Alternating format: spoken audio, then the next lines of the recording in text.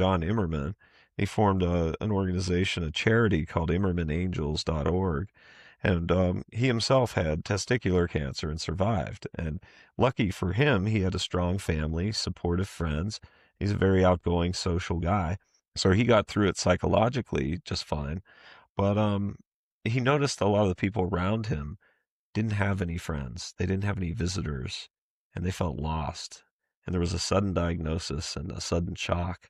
And he decided that, well, he didn't decide, it became his mission because of who he is, that he would start an organization that pairs up newly diagnosed folks with cancer with somebody who has survived that exact diagnosis. And Right. hopefully with the same demographics, like same gender, same age around.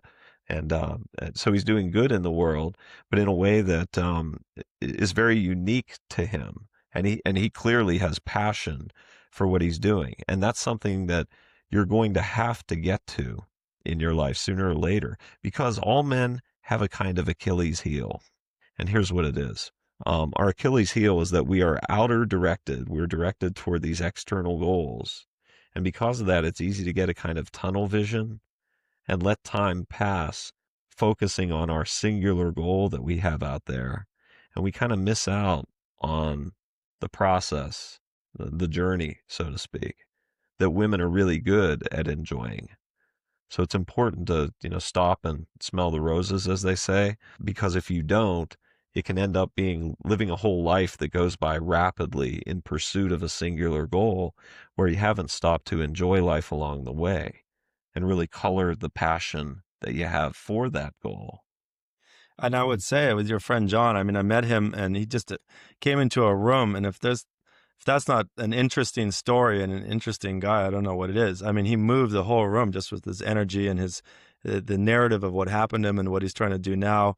And so that's a key example of a guy with an interesting story who embraced it and took his mission to the next level. And in so doing, through passion, became such an interesting individual. But notice he isn't focused on someday, 10 years from now, my company will help 1 million people, Right. not just 100,000. He's living in the moment along the way, being passionate the whole way to his goal. So that was the point that I was trying to recommend there.